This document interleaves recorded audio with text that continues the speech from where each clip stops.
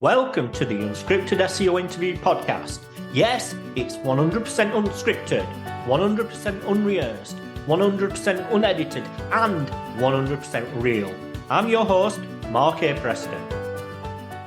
And today's guest is somebody that I first saw speaking on stage, it must be over 10 years ago now, in Liverpool. I think he was speaking alongside the founder of Innocent Smoothie Drinks at the event. Yes. He's the founder of MOGmedia, an Enterprise SEO Agency, and Barbados SEO Conference, which is dedicated to advanced SEO. Please welcome Martin MacDonald. Hi, Martin. Hello. How are you doing? Thank you very much for the lovely introduction. And yeah, that conference in Liverpool, that was I can't remember what it was called, but Gary V went on to headline it the following year. And whatever happened to him in the intervening 10 years since then?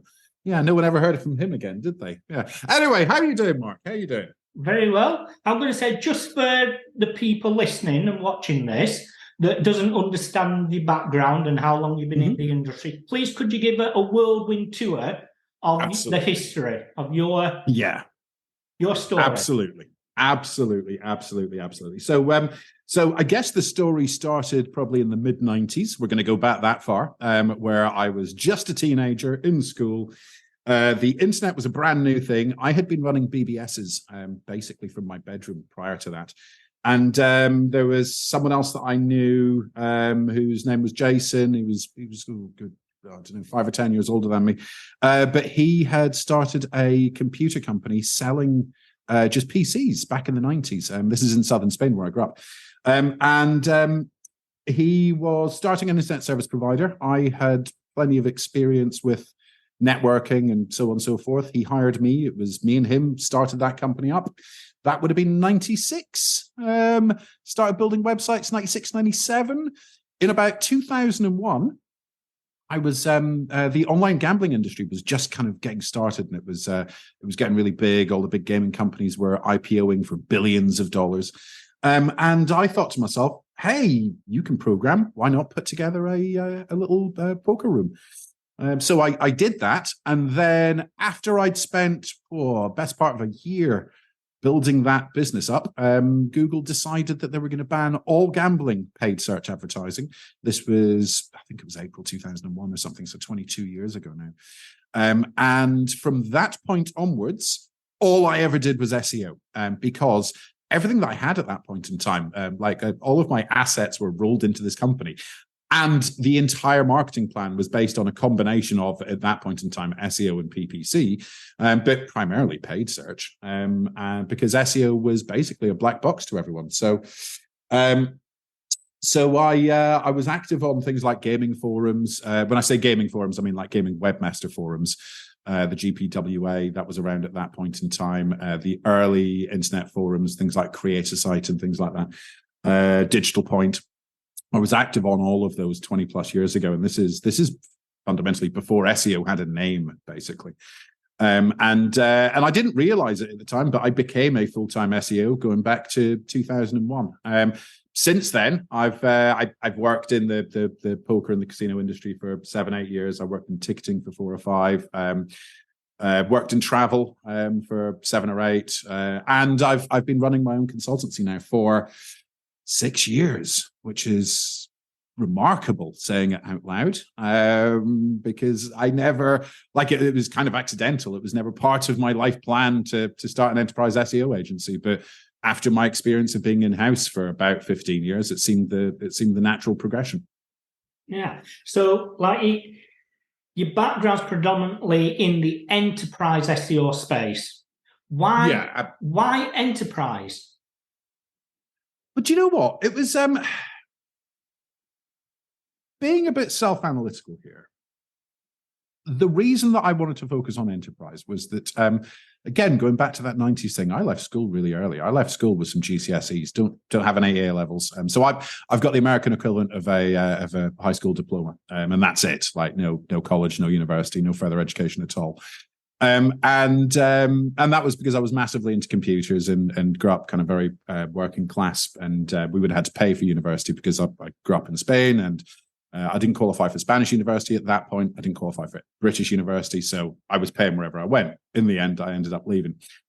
That honestly, and I can say this now that I'm deep into my 40s, left me with a bit of a chip on my shoulder throughout my 20s and, frankly, the first half of my 30s. And I decided in my late 20s, after I'd been working in SEO in the gambling side of things for 7-8 years. But it's not what you could call corporate, right? Because it was a company that I set up myself, and it became very big. But it was fundamentally an extension of affiliate sites that I'd built in the early 2000s. Like that was what it was. And in about 2007, 2008, 2009, I decided that I wanted to see if I could make it in the corporate world.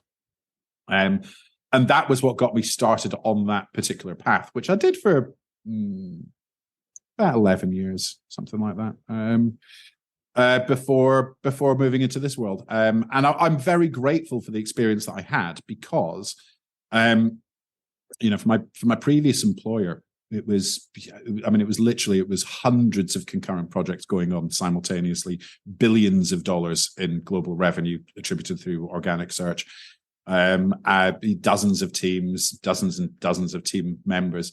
It was done at such a scale that I really learned a lot about how scaled business should work in an environment where it was working and was winning. And that has given me a fantastic ability to essentially operate as a consultant to other large enterprises, because it's fairly easy for me to see the deficiencies in their processes, and combine that with a lifelong passion for technical SEO and, frankly, for computers. I mean, I say, yeah, I'm into technical SEO. The reality is, if I could have found a job in the late 90s that involved me just sat playing computer games all day, I would have done that. But that wasn't a career path at that point in time. So I found SEO, and that's like the next best thing as far as I'm concerned. Yeah, I'm going to say, weren't we all playing computer games? Yeah, it was. I've got my turtle shirt on today, but yesterday I had on my Commodore Amiga shirt. That was. Oh, wow. Well, yeah, them were the days. Yeah. I'm going to say, when you're working with enterprise companies and you're working with this massive budget, well, do you think if you've got a large enough budget, anything's possible? Or, does budget actually have a direct impact in what is possible and the impact? I mean, it definitely has a direct impact into what's possible, but it has more of an impact into the scale of things that are possible rather than the success of those individual things.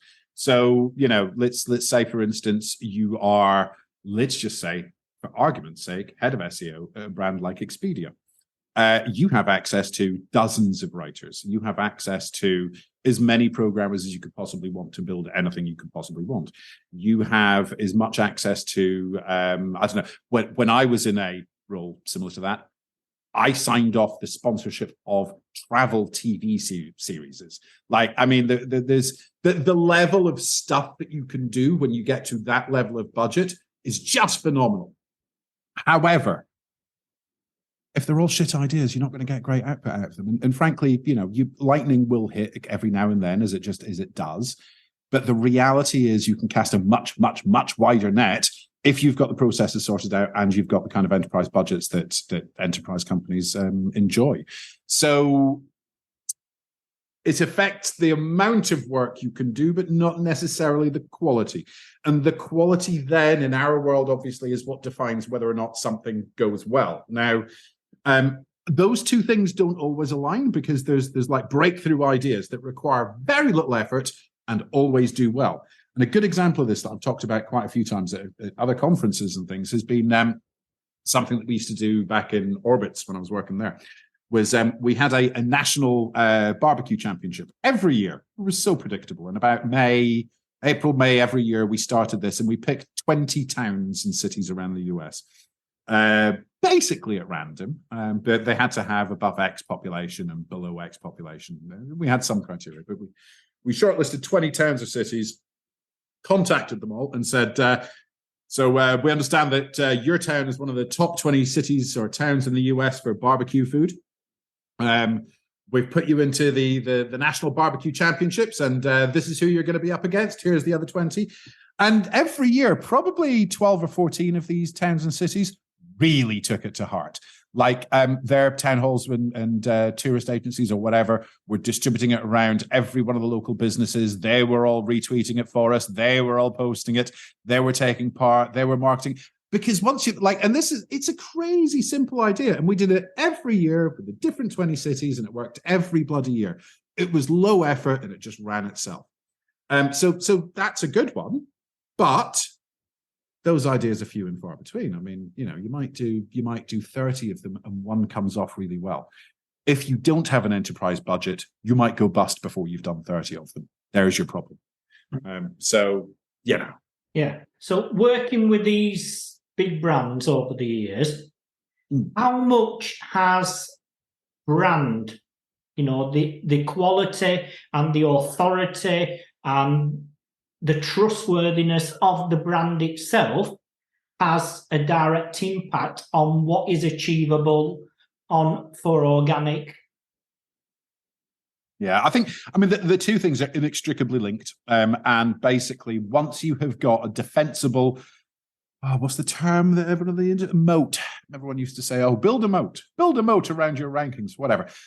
Fundamentally, brand traffic is that. And once you have reached a market penetration level of brand traffic, that isn't going away. And frankly, you can turn everything else off. And I have looked at countless enterprise SEO keyword sets where they're like 95% branded. And frankly, they're fine with that because they have enough traffic coming into their website. They don't care about it. And you know what? In those scenarios, all very well and good to them, but I think it's a terrible idea. Obviously, as an SEO, I think people that are just relying on brand are missing out on a large piece of the pie. So I don't think they should be doing. But the reality is many of the large enterprise corporations out there do think that way and do simply rely on it. So we have opportunity as SEOs there to perhaps rank other sites for those terms. And that is the beauty of the internet as it sits. But there is also a direct correlation, even though many of these enterprise companies, frankly, don't care about ranking for all of the non-brand stuff. There is a direct correlation between a large enterprise and having a large amount of page rank pointing at the website and having a large amount of ability to rank for things. Ability being the important word in that sentence, because they may not have the interest or the aptitude, but they have the capability of ranking based on the fact that they have the authority built up in Google. And you know what? If you were to think of like a Venn diagram of the best possible opportunity, the best possible opportunity that you will get as an SEO is large enterprise customer or large enterprise employer, tens of years, 20 plus years of history, never had an SEO penalty, never really focused on SEO, doesn't publish very much, frankly, only has kind of branded search because it doesn't publish very much. That is the sweet spot for incredible growth. And the few times that I've been in that, like if you were a MOGmedia client, you would receive our cred deck. And one of them is something like, 7,000% uplift for a publisher that had existed for 20 years. And it was simply because they had done a spectacularly crap job of publishing their content. So we went in and fixed 4 or 5 things. And, they went from hundreds to tens of thousands of visits, frankly, overnight. It took a couple of months. But the point is, that's the sweet spot where you get the absolute most amount of growth. And maybe I'm selfish. Maybe I decided that was an easier career path than scrabbling around for 30% improvements on 1,000 visits a month. I not that there's anything wrong with that. I did that for 10 years first as well. But it's easier doing the enterprise stuff as long as you can get shit done. That's the only difference. There is no difference between enterprise SEO and non-enterprise SEO, other than how do you effectively execute at scale? That's the question. Right. Oh my God. I love what you said there. There's no difference. It's just the scalability of things that you can do. So, say, for instance, you're say, a head of SEO for this big national, well, multinational brand, and you've got an idea.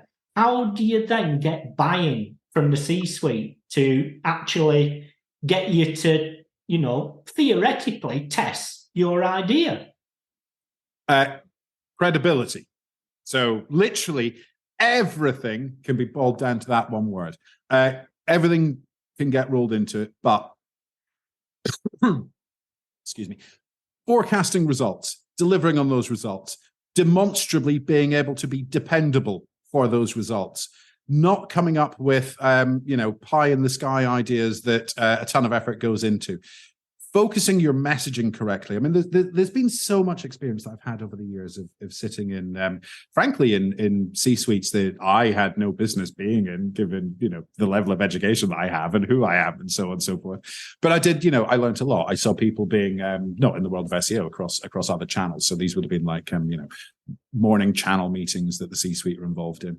And other channel owners being, absolutely destroyed for coming forward with some new proposal to move the needle by 0.25% type thing. So, you learn, okay, you need to be demonstrably aiming for stuff that's going to move the needle. And then I've seen other people burn their careers by, pitching something to a $30 billion business that it would increase their revenue by $15 billion. And I'm like, I mean, this is a whatever, 100-year-old massive business. Nothing is going to move their needle that far in that amount of time.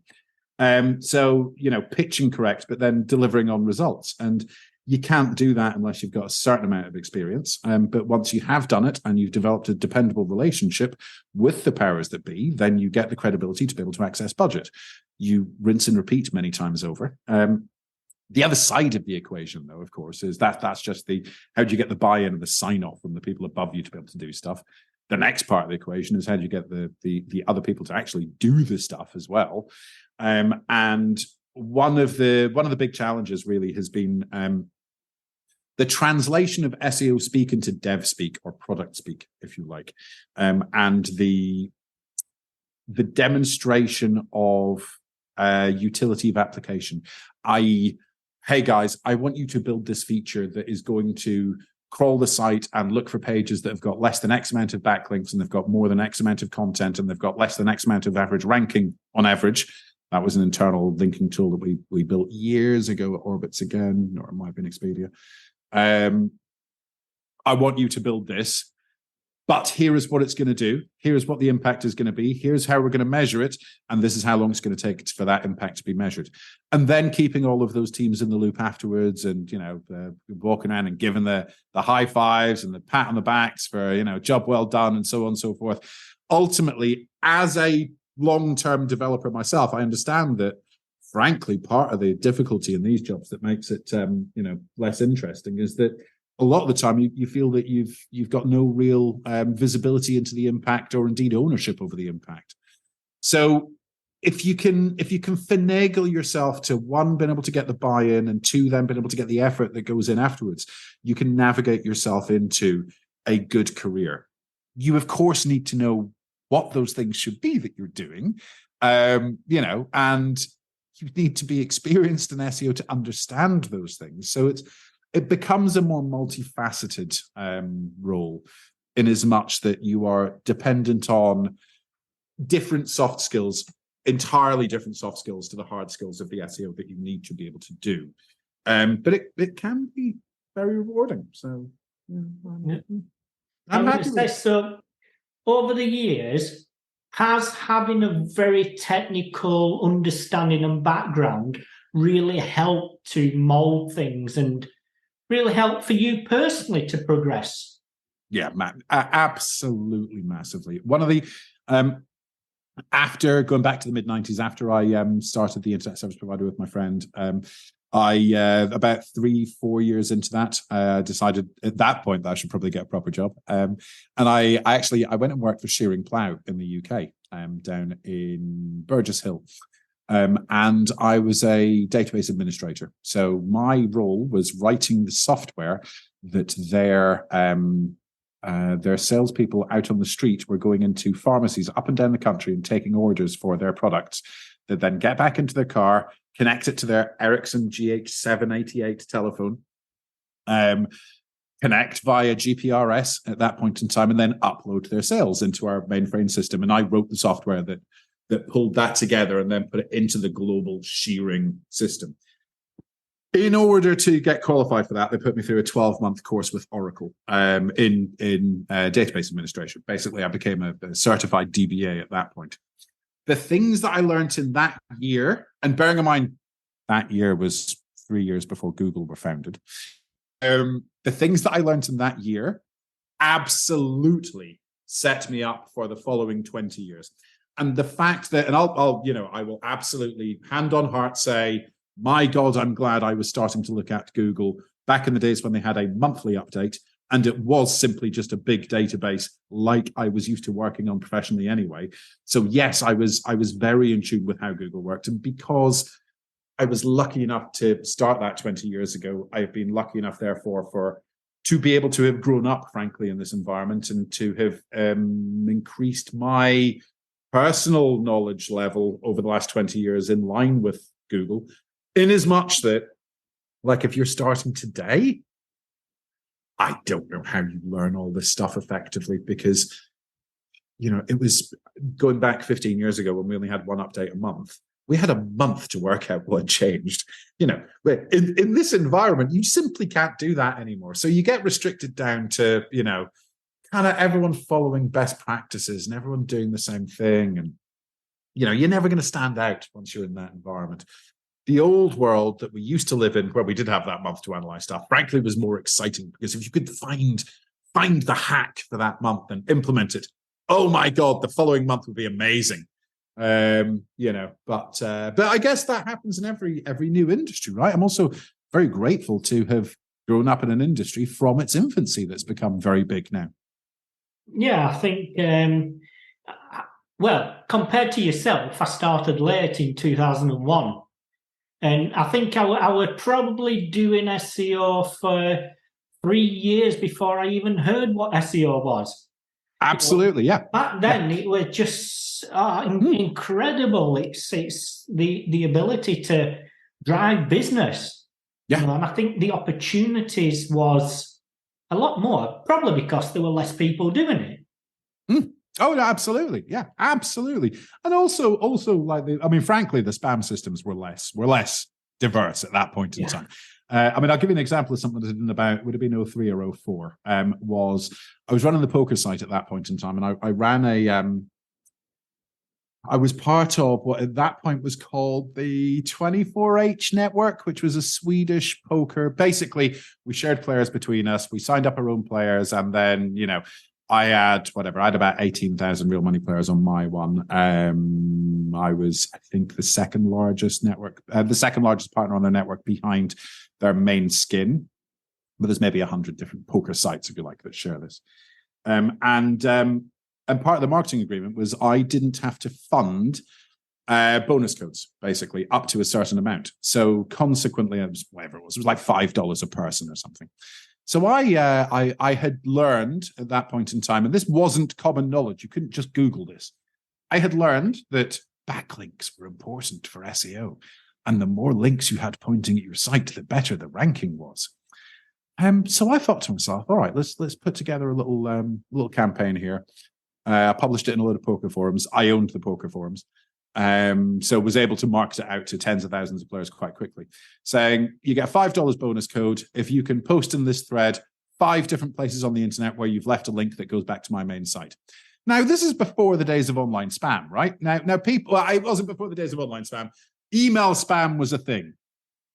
This level of spam did not yet exist because it wasn't common knowledge that backlinks were important for ranking. I had literally thousands of people building me links, blog commenting, forum commenting, writing blog posts themselves, starting whole websites to get this $5. Like, it was the effort that these people were going into was phenomenal. I had to build a database in the back end to double verify that I hadn't previously paid out people based on other links that they're then sending me in their application processes. But the reality was 6 months later, I was ranking in the top 3 positions for almost all big money poker terms. That company was sold in 2007 before I then became a corporate enterprise SEO. But that was the Wild West back then. And it was great fun. And you could get away with so much. But the reality is, should my site have ranked 3rd for those terms or 2nd for those terms? Absolutely not. Pure spam. There's no good reason why that could have been determined or defined as a quality site. So has Google got much better? Yes. Have I stopped doing this kind of spammy stuff? Yeah, I absolutely have. And it's been the best part of a decade now since I've done anything like that. Simply because I've found that the ROI in doing things right is better now than the ROI in doing things the hooky way, which it was back then. So, I'm neither pro nor anti black hat, if we want to put it that way. I am pro whatever the easiest method is to get long-term dependable ROI. And that dependable thing is the thing that is no longer the case with the more interesting and esoteric forms of SEO. That's a unique way of putting that. so just, you touched upon backlinks there. So content and backlinks, that seems to be, in a nutshell, what the SEO industry think SEO is. Yeah? Content and backlinks. But in your experience, what's more important? 10 years ago, 15 years ago, my answer was content is largely irrelevant if you've got enough backlinks.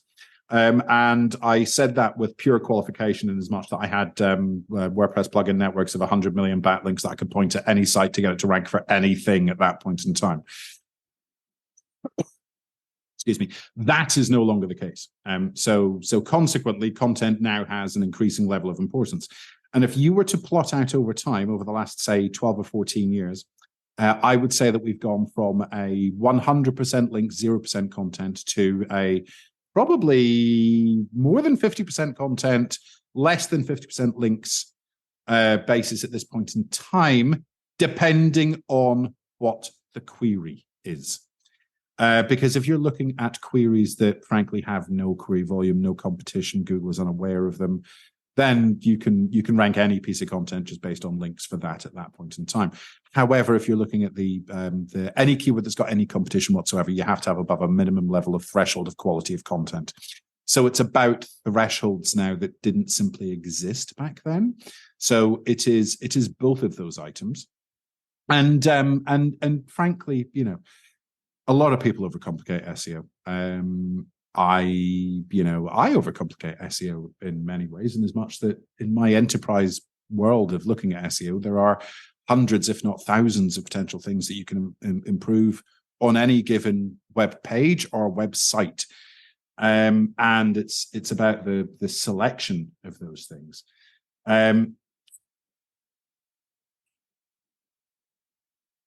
I don't know. I'm trailing off here into things that I probably shouldn't talk about. I'll tell you what. I'll ask. One thing that I really want to know is SEOs that have been in the industry, say 2-5 years, who want to get into the enterprise space. What do they need to do in order to, theoretically, move up the ladder into the SEO enterprise space? I think the first thing that they should do is not think of it as moving up the ladder. Think of it as moving to a different ladder, because moving up the ladder, I think creates an artificial barrier that isn't there. I know a lot of people that are completely useless that have got roles in enterprise companies. So, it's not like saying, oh, in order to work for a large enterprise company, you've got to be very good at your job. That's not the case. I have never found that to be the case. What do they need to do to actually move into that role? Now, that is a different question because it goes back to what I was saying earlier about you need to be cognizant of your soft skills, your communication abilities, very, very, very importantly, your written abilities. That's something that, I sound like an old man here. That's something that I feel is worse now than it was maybe when I was starting my career. Maybe it's just me. I don't know. But that's the fundamental difference because you're moving from an environment where you don't need to depend on those to execute. You're moving into an environment where you yourself are not able to execute the things that need to be done. You must leverage other people to do these. If you cannot, therefore, incentivize these other people to do those things happily, productively, and efficiently, then it will not reflect well on yourself. Ultimately, you are being measured by other people's effort as to what it is that you directed them to do. So you need to get both of those things right. So whilst I say the SEO portion of it is exactly the same, your input is entirely different between those two things. So in order to transition from, let's say, for instance, and in no way am I diminishing it. Again, I've done it for years myself. Say you are a single person company, you run a couple of affiliate websites in different niches, and you want to go and work for a Microsoft or whatever, a big corporate company. That is the main difference, is you are no longer going to be the person doing all of these things. Other people are going to be doing it. And your risk to reward ratio naturally has to be different as well. It's kind of two ways of looking at that. You can get away with more on a corporate website. But if you're doing anything that's even, remotely kind of SEO dodgy and you get caught, expect to get fired for it immediately, which wouldn't happen if it was on your own affiliate site. So, there's positives and negatives in both directions. But fundamentally, as someone that's done it on both sides, I would not think of moving from a non-enterprise company to an enterprise company as moving up the ladder. I would think of it as moving to a different ladder. You can go up either ladder, and you can reach incredible heights on both ladders. They're just very different ladders. Wonderful. Now, has promptly being an enterprise SEO allowed you to open doors, say, speaking on at conferences, has that status saying, well, I'm the head of SEO at this brand that everyone knows about, that it has that status allowed you to open doors you want to normally open?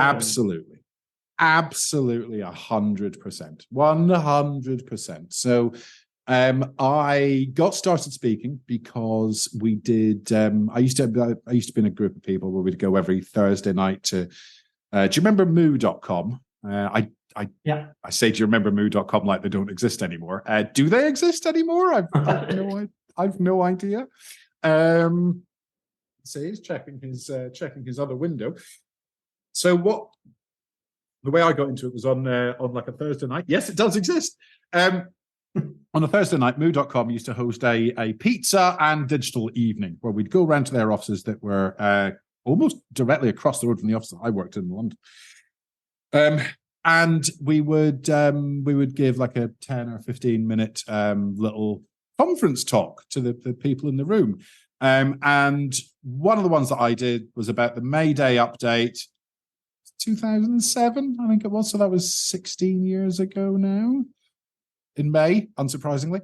And Will Critchlow was one of the other people in the room. And I can't remember if they'd done, it was way before Search Love. It was way before Link Love, like 2-3 years before them, 2 years before them at least. Because the following year they did an SEO Pro, which was the event that they did that was still co-branded with Moz, when Moz used to be an agency as opposed to a software company. And they asked me to speak at that on basically to redo my May Day presentation from 6 months previous that Will had seen me doing at the moo.com offices. So that was how I got in the first place. That wasn't because of being big brand, but without doubt, if you have got, I don't know, Expedia or Uber or Microsoft or something as your working from company in your bio, you are going straight to the top. I'm sorry to say this, but you are going straight to the top of the pile of potential for every conference out there, apart from Barbados SEO, and we'll come back to that in a second. You are going straight to the top of the pile for speaker submissions because it makes financial sense for the conferences to be able to use your logos on all of their marketing material moving forward. And also human nature. People are going to see that, oh, look, Martin from Expedia is speaking at that conference. That must be good because Expedia have got really good SEO. Like, that's just the way it works. Right. So you have to be exceptional to get away with doing it not on a big brand basis. And there are plenty of people that have done that over the years, but it is much, much harder. However, I don't think that should be the case, which is why with Barbados SEO specifically, just rewinding for a second, I've had 3 Barbados SEO events so far, a couple of local ones, one international one. Those are continuing every year for the international ones, every couple of months for the local ones. The reason I did that is because I wanted to run a conference. Basically, I didn't want to travel to conferences anymore, so I wanted everyone to come to me. That's the fundamental reason, right? But I also wanted to run a conference that wasn't done like that wasn't done like the rest of the ones where, frankly, if you're working for a big brand company, you get to come on stage, or if you are sponsoring the event, you get to have a keynote or an immediately after keynote thing just for a marketing exercise. So what I did for Barbados SEO, which unfortunately the speaker pitches for Barbados SEO International #2 have already finished. So you can't pitch for that, but you can definitely pitch for next year. Anyone out there watching this, please do.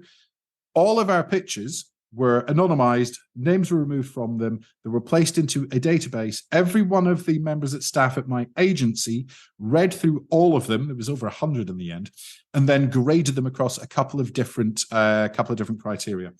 I then took, and I didn't do this myself, reason being, I have a lot of history in the industry. I know a lot of people in the industry, a lot of speakers. I never wanted to be accused of either nepotism or favoritism or whatever. So consequently, I left it down to the team to blind vote, and we then took our list of speakers from that blind vote. What I found interesting after having done this process for the second time is that experienced speakers naturally kind of rise to the top of this list because they're also better at pitching. So I need to think of some way of kind of diminishing the existing speakers because I'd love this event to be like Brighton has become, right? I love Brighton SEO. Brighton's amazing. But that basically is where new speakers go to cut their teeth. Barbados SEO is obviously it's like a destination conference, so it can't be just that, but it should be partially that, because what it can't become is the same 12 people that you see in every other conference every year here and tweeting, and that becomes a ridiculous echo chamber. So I was really happy to have about a third of the speakers last year were new. It was the first time they'd spoken at anything, and they were great. There was no discernible difference in the scores of the quality of the speeches between the people that have done 50 conference speeches versus the people that had just done their first. So, and there's one last thing I'll say on the topic of conference speaking. If you want to do it, go ahead and do it, because honestly, it's the thing that's made the most impact in my career. Having visibility out there in the industry is what's got me all my good jobs over my life. I don't know how well it's done for ever get me any clients, to be honest with you. Like I'm not sure that either conferences or social media are great for that. Personal references are better for that. But yeah, it's excellent. You should do it. You should embrace it. So with Barbados SEO, what makes it an advanced SEO conference? Oh, there's the $1 million question. I mean, let me turn that round and put it back to you. What's the difference between advanced SEO and regular SEO? Well, for me, it's things that you do once you've sorted the foundation stuff out. But for me, those first 2 words in your sentence, That's the operative part of that, because there is no clear definition of what advanced SEO is. Advanced SEO to me is how do I correctly manipulate the internal link graph of an enterprise site to take into consideration anchor texts for ranking keywords outside of the top 10 positions, pointing at that page where both the source page and the destination page have got entities that are in common. So therefore, I know that that'll work. That to me is advanced SEO. But if you've been doing this for 6 weeks, then writing a well-crafted meta description is advanced SEO. That's why I find it hard to define any, this is what advanced SEO is. So really what the messaging there about Barbados SEO is it's advanced SEO in as much that the content is intended to cater to practitioners that have been working in SEO for many years, for at least 3 to 5 years, full-time as SEOs. They know what they're doing. This isn't a beginner's 101 SEO session.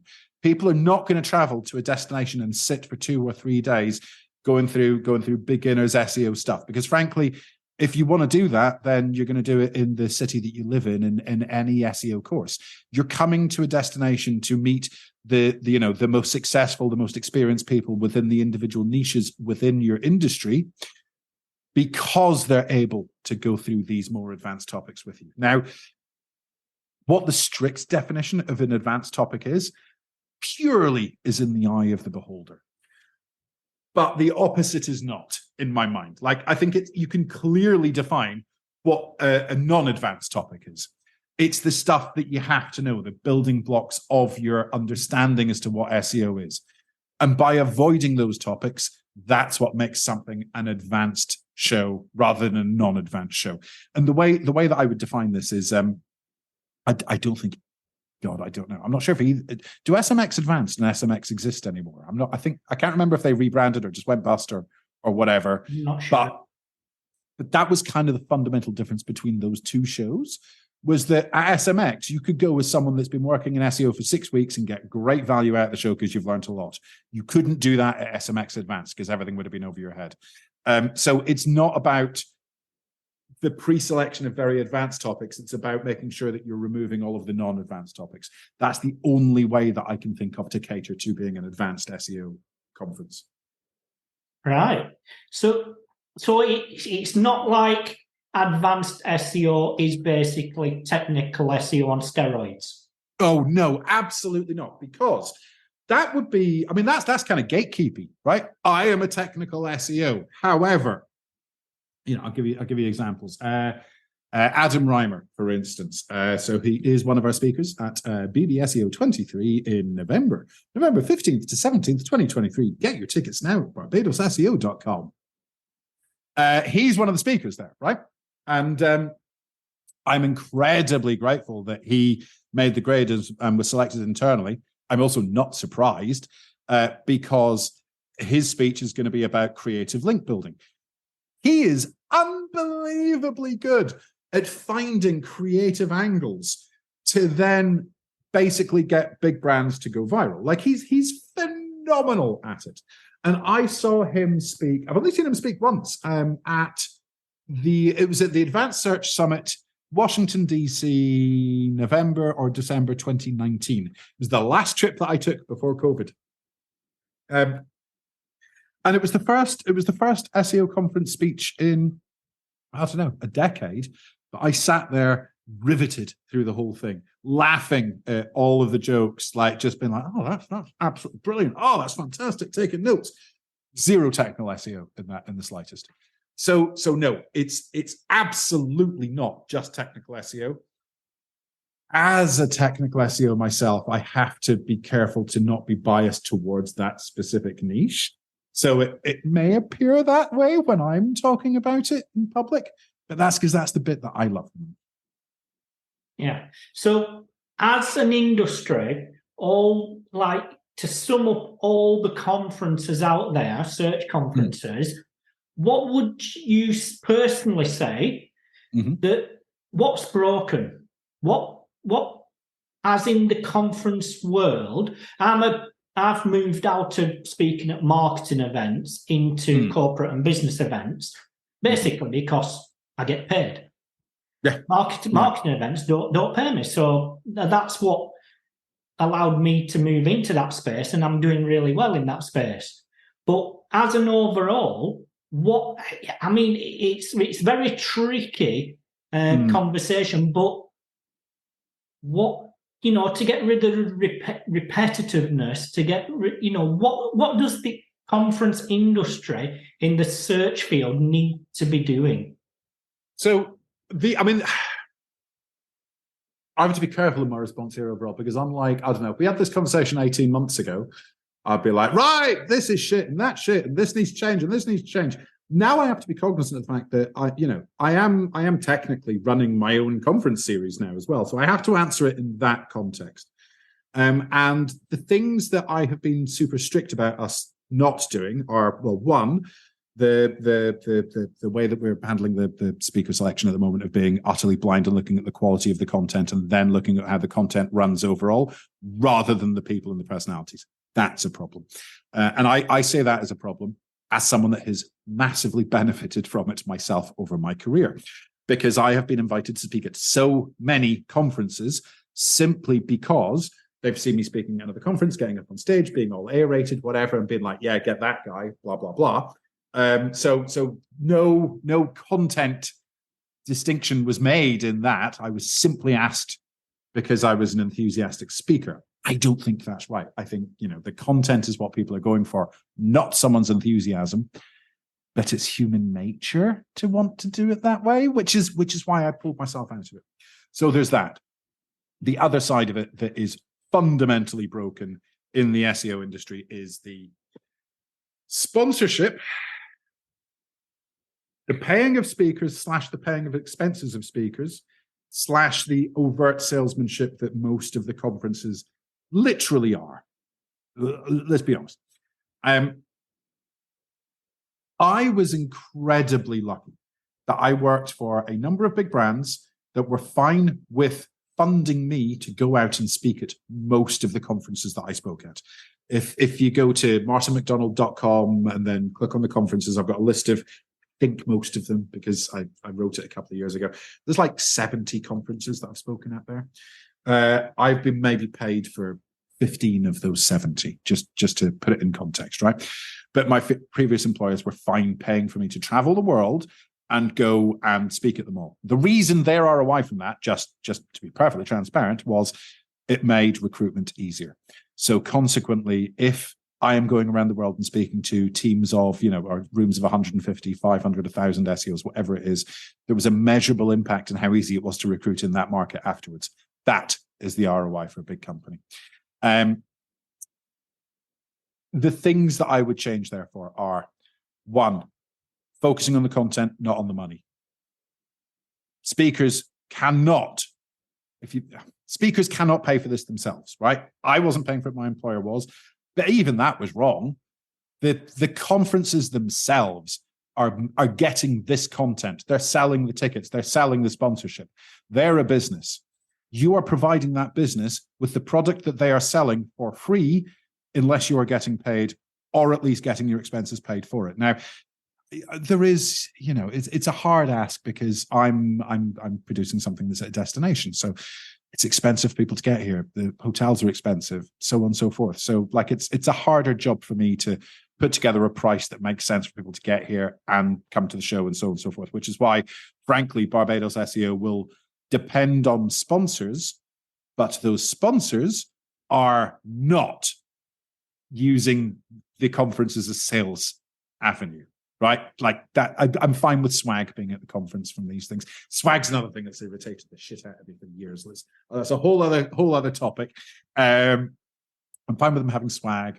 Frankly, I'm fine with people from those individual companies speaking if they have made the grade of the selection.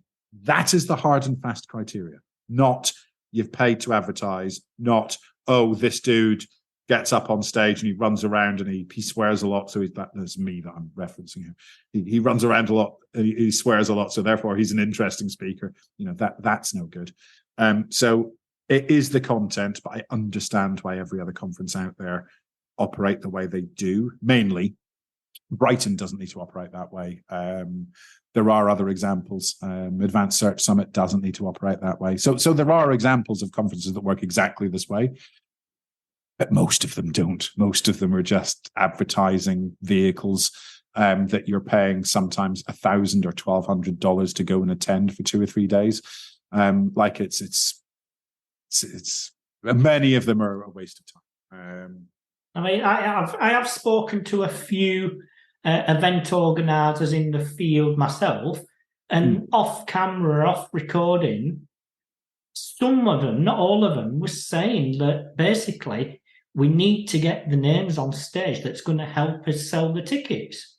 Absolutely. Yeah, absolutely. I mean, it's true. You're fundamentally, you're working in a marketplace environment when you've been a conference organizer, right? It's the same as in our world, working for, I don't know, an eBay where you're trying to attract both the buyer and the seller. In this case, you have that, but you've got the content producer and the content consumers. It is the same thing. But if you can manage to create an environment where fundamentally what we're doing here is we are saying to content producers, no, you should produce this content for me for free because of exposure, right? That shit doesn't work online anymore. It still somehow works in the conference industry world. Now, to be absolutely clear, Barbados SEO did not last year pay any of its speakers. We did, however, pay 100% of the travel expenses, 100% of the hotel expenses, 100% of the expenses on island. That was meals, drinks, all the rest of it, full board in the hotel, transport to and from the venue, from the hotels and things like that. So the speakers were out of zero pocket. There was no money had to go in from the speaker's perspective last year. I am absolutely hoping and expecting that to be the case this year, although that hasn't been. We've got 6 months before the event at this point in time. Our primary sponsor of the event last year was Barbados, the country, their tourism office. And if we enjoy that level of sponsorship again this year, basically 100% of that money went into paying everyone's expenses. It's not intended as a money-making enterprise for me in the slightest. It's intended as, I would like everyone to come here and enjoy the beautiful place that I'm lucky enough to call home now and get together for a couple of days of advanced SEO, and I don't have to go anywhere. So I'm quite selfish on that basis, but I don't need it to make any money. Therefore, my objective again for this year is to attract enough sponsors to simply pay for all of the expenses for the speaker travel and the speaker accommodation. And when we've reached that level, I'm done, I'm finished, that's fine. Doesn't cost me anything. Speakers get to come here for free. And we all get to sit and share ideas for 3 days, and there's the massive ROI from it. So I guess what I should say at this point is, if you're a large company that would like to sponsor Barbados SEO, please go to BarbadosSEO.com and click on the sponsors link. And it'd be technically perfect. Yes, absolutely. Wonderful. Well, the time has run away with us like mad. I know this is like a catch-up for us, but is there anything we haven't covered already that you feel as though the audience really need to hear? Oh, dear me. I mean, here's the thing. I could launch into about a 15 or a 20-minute diatribe right now about SEO tools and the way that SEO tool suites work. But you know what? I'm going to save the audience that one, because between us recording this and it going out, I have no idea when it's going to go out, by the way. How are we talking days, weeks? About a week. About a week, fair enough. Between now and then, I will have launched the software suite that I've been working on for ages. That's going to have to happen now that I've said it as well. So I mean, that is the thing that I would like to talk about most, and go on about how the fundamental problem with every other SEO tool suite that we've got out there at this point in time is a lack of customizability for enterprise level SEOs, in as much that as an industry, we've somehow ended up in this situation where we've been funneled into fixing things that product managers at SEO tools think are important for SEO. But product managers at SEO tools are not full-time SEOs. So we've ended up in this weird scenario where we have a whole generation of SEOs that are just fixing stuff that are in tools that have not been built by people that do this for a living, which is a strange scenario. So I've spent 5 or 6 years working. Sounds terrible when I say it like that. I've spent 5 or 6 years working on a product which is the opposite of that, an SEO crawler that is built for professional SEOs by professional SEOs, and I very much hope, will be well received by the industry. But I guess we'll see. I guess by the time this comes out, we'll know whether or not my hope was in vain or not. So this will be an interesting little historical thing to look back I'm on. sure it will be. Just to tap on that, that tool you are launching, what's the audience, the user audience of that tool? Just to clarify that. Yeah. Do you know what? It's a great question, because frankly, when the tool first started, the user audience was one. It was me. So everything in the tool basically has been built up originally for me to provide SEO services to enterprise customers. It then diversified into being a lot of more things as I started hiring people agency side. And it became even more things when I started wanting to distribute it to the general public. So it's moved from being an audience of just one to being the audience intended for this product are full-time professional SEOs and or product managers that are charged and responsible with SEO. The reason that I make a distinction there is I have worked with dozens and dozens of companies over the last 6 years. There are enterprise companies that don't have an SEO team. They have a product team. They have an engineering team. And the product or engineering team are the people that are ultimately responsible for SEO. You'd be surprised. But there's more enterprise companies out there in that situation than there are enterprise companies that have got a good SEO team. So the solution that I have built, which people watching this may or may not have seen, but I've shown Mark 5 or 10 minute demo before we had this call in the first place. The solution that I've built is kind of designed to fit into that arena, where it is designed for people that have a very good knowledge and understanding of SEO, so they can go forward with the tools and recommendations that provides to effectively generate additional ROI and measure that ROI and report on that ROI. It's those 3 things that the tool does. And if you're a project manager or a product manager rather than an SEO, it also helps you by giving you the best stab as to what actually needs to be done to affect change with individual tickets as well. And if you want more details on that, then you should probably follow me on Twitter or something, because I've no doubt I'll be going on about it ad nauseum moving forward. So at Search Martin on Twitter. Right.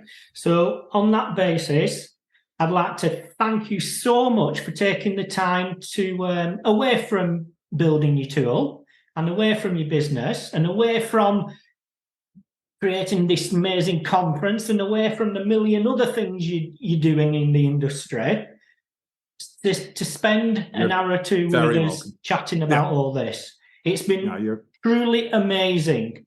And I just want to finish on, if the audience can do anything to say thank you to you, what would that be? Oh, wow. Do you know what? I am incredibly lucky. I have an amazing life doing something that I love. So the thing that I would like most for them to do for me, if they want to, is the stuff that we were talking about earlier. The just getting yourself out there and signing up to go and speak at conferences, to getting yourself out there and publishing content out there. That to me would be the greatest thing, because I don't need them to do anything for me that benefits me at this point in time. I would be happier if they did something that benefits themselves. So to learn from me being this, uneducated, fairly myopic, not good at anything else apart from stuff online person that's managed to go out and travel the world and live all over the world and speak at 60, 70 conferences and, build a couple of businesses and so on and so forth, mainly off the back of being out there and putting myself forward in the SEO world and going to conferences and speaking and things like that. So The one thing that I would like people to do is, if they want to do that and they haven't already done it, go ahead and bloody do it. And if you've got any reasons why you haven't done it, and you're like, yeah, but I can't do it because of this, send me a direct message. My Twitter direct messages are open for non-follow, but whatever you call it. They're open. Anyone can DM me. And you know what? Once a week, on average, maybe once every 2 weeks, I get a message, something along those lines. And I'm always getting into these conversations. So that would be the thing that I would like people to do for me, would be, if they've ever thought about it, apply to speak at a Brighton SEO or a Barbados SEO or a PubCon or I was going to say SearchLove, but I don't think that exists anymore. Whatever the new SearchLove is going to be. Get out there and do it. That's what I want you to do for me. Okay. Well, thank you, Martin, for your time, and all the best. Cheers, man. You've been listening to the Unscripted SEO Interview Podcast with me, Mark A Preston. Join us next time as I interview more top SEO professionals.